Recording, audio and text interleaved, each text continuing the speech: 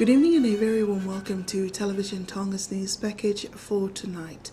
Making headlines, the Minister of Finance and National Planning, Lisette Akolo, has submitted a letter to the Prime Minister today after being directed by him to resign.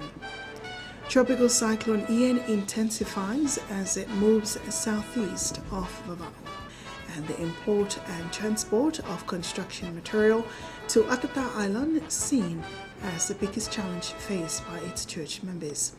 These and more stories later on in this bulletin. Here's your news in details for tonight. The Prime Minister's office is yet to receive a letter of resignation from the Minister of Finance and National Planning. Lisette Akolo, after he was directed in an official letter to resign on Monday this week. Shortly before Radio Tonga News released this afternoon's bulletin, a reliable source confirmed that the Minister of Finance and National Planning, Lisette Akolo, is yet to submit his resignation letter. Radio and Television Tonga News contacted Lisette Akolo this morning for a comment. He confirmed that he will hand in a letter to the Prime Minister justifying his actions, that he did not disobey the Cabinet's decisions or rules as reported by the media.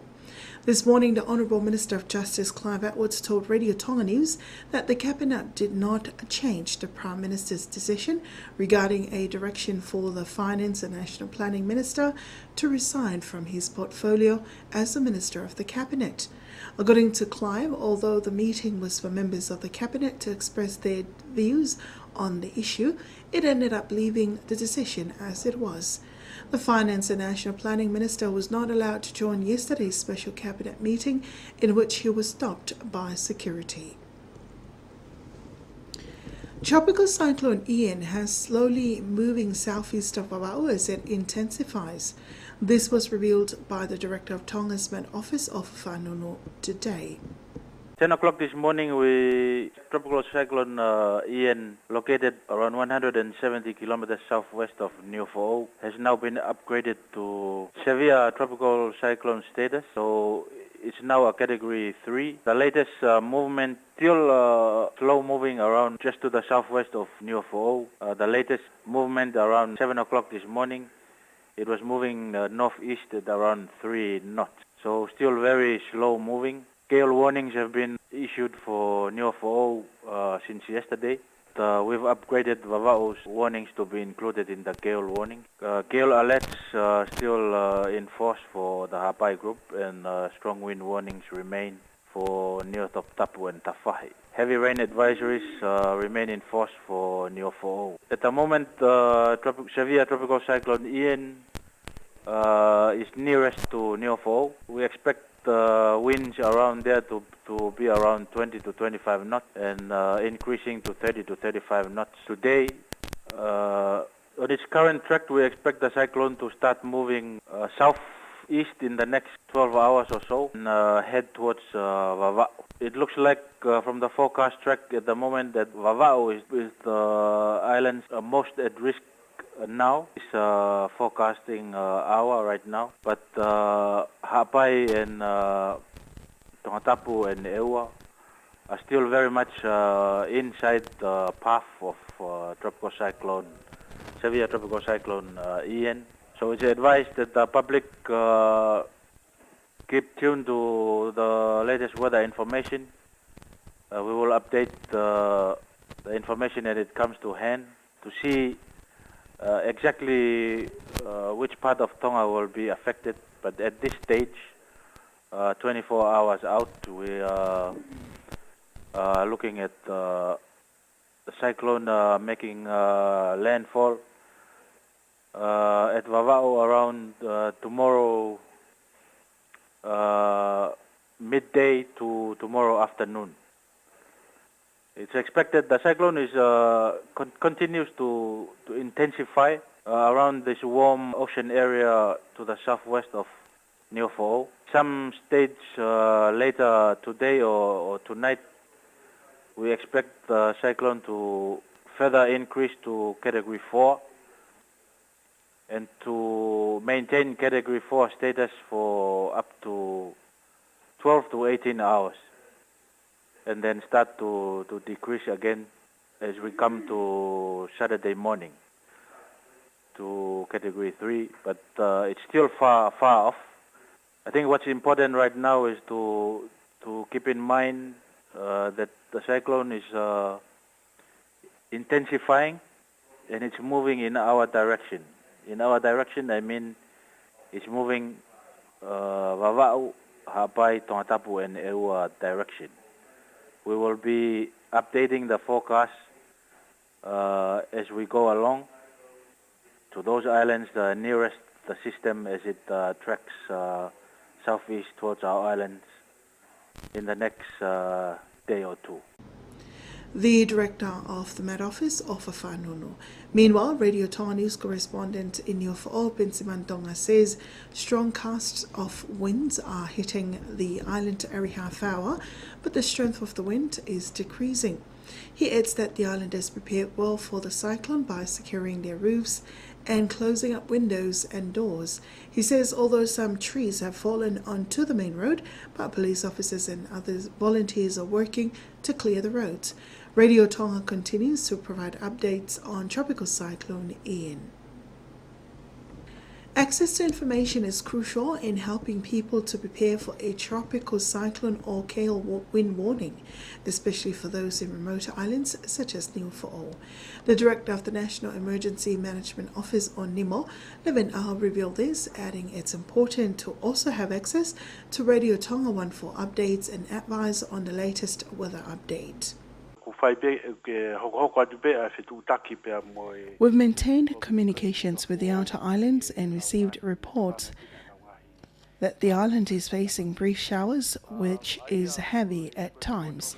However, with the current direction of Tropical Cyclone Ian, there's a possibility that it will arrive in Vava'u in the next 12 to 24 hours.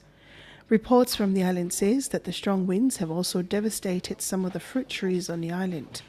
Tropical Cyclone Ian is intensifying and might cause further damages. Residents must also make sure that there is a safe place for their families and livestock to seek shelter in, and there is sufficient food and water available. A water supply project worth more than $1 million for the Western District is expected to end this month. That's according to the Pacific Adaptation to Climate Change Project Coordinator, Paula Taufa from the Ministry of Environment, Climate Change, Land and Natural Resources. He says 90% of the work assigned by the project has been completed. This aims to provide better, safer and secure water supply for residents in the Western District, especially when it concerns changes in the climate. Sinlatu has the details. The Pacific Adaptation Climate Change or PAC project began in Tonga in 2010. It focuses on the water sector in the Western District, which covers villages between Fo'oye and Ha'atafu. More than 400 households benefit from the project. The local coordinator for the PAC project, Paula Taufa, says they've also renewed the water supply for the Western District. The water system in the Western District has been completely renewed. We've dug borehole and installed water pumps that are operated by solar. This helps operate the diesel water pumps, and under the project all the water pipes and lines have been renewed as there were traces of asbestos in it. Other activities include the distribution of 30 new water tanks of 10,000 litres, each along with more than 400 water meters and other equipment. He says they are optimistic that the project will be a success in the future, especially now they've established a committee to operate the water supply. The water meters will monitor how much water is used per household. Money will be collected from the water bills. The money collected will be used to maintain the equipment and water systems. We believe the new water systems will go on for 5 to 10 years before it needs revamping. The money will also be used to pay those operating the water system. The project is funded by an international organization called Global Environment Facility. PAC has also received aid of 1.7 million Australian dollars, which is delegated to development work for the Western District's water supply and the district's coastal areas. For Television Tonga News, I'm Sinilatu. Church members of Atata's Free Wesleyan Church are breathing easy after they officially opened their new church building on Tuesday this week.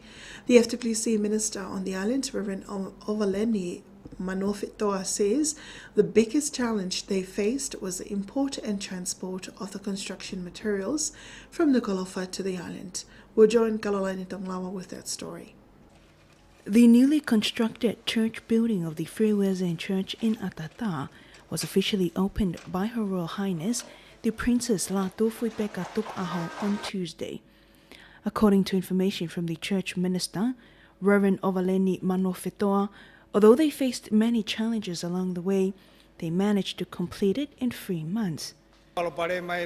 One of the problems with the construction work was not all of us could stay and help with the construction work. We were divided into groups where some had to go and get the sand and rocks for the work. The construction work was led by Tevita Vaisingano.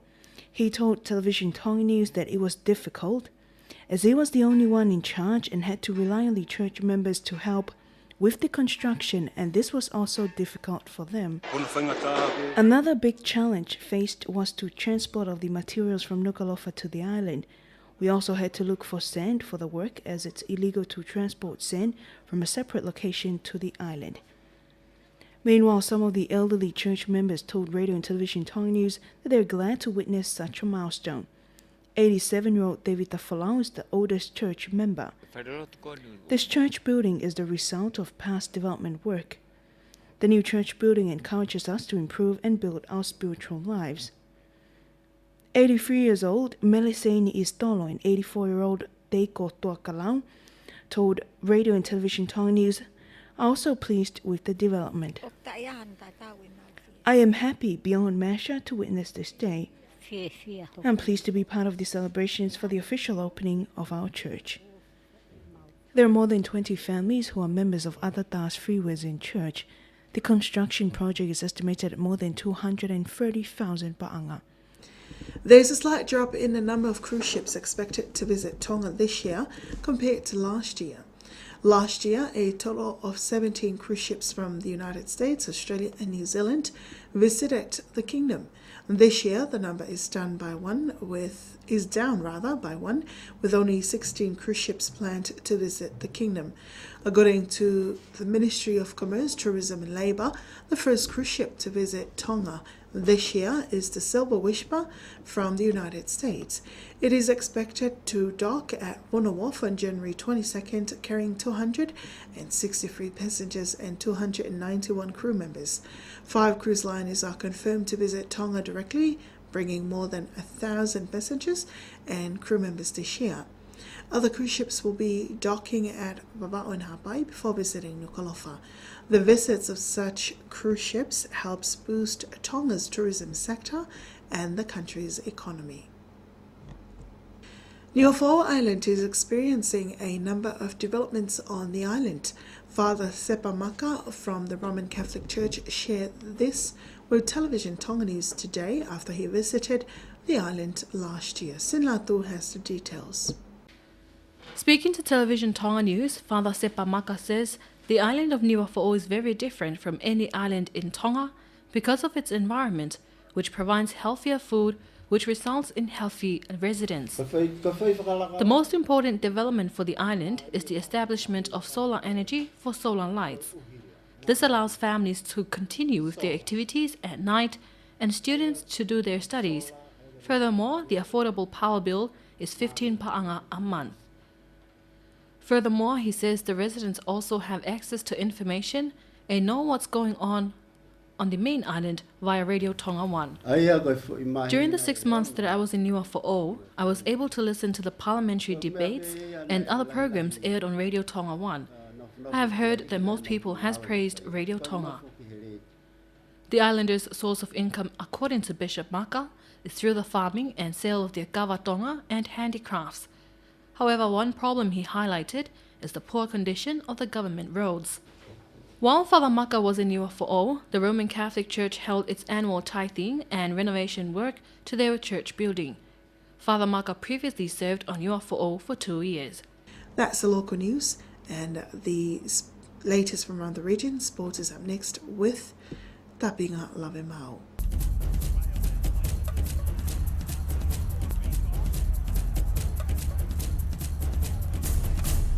In sports, rugby union, it was confirmed yesterday at Delfaiva Park the two teams will face head-to-head in the final for the Lavenga Malia Cup 2014 and the grand prize of 35,000 ba'anga. The two teams are the Loa Old Boys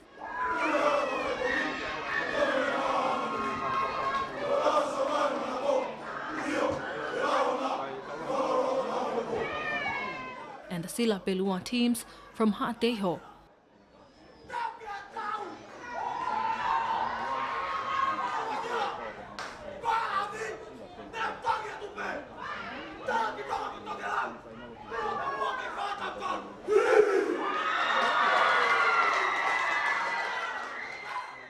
Both teams survived from their semi-final games yesterday. The Sila Belua proved too strong for the young guns from the Toako Ma'afu, while the Loa Old Boys has to fight till the final whistle in its encounter with the Marist Up for All to book the last spot for the final. The Loa won the game 36-34. The final will be held this Saturday for the Cup and the grand prize of 35,000 between the Sila Belua and the Toloa Old Boys.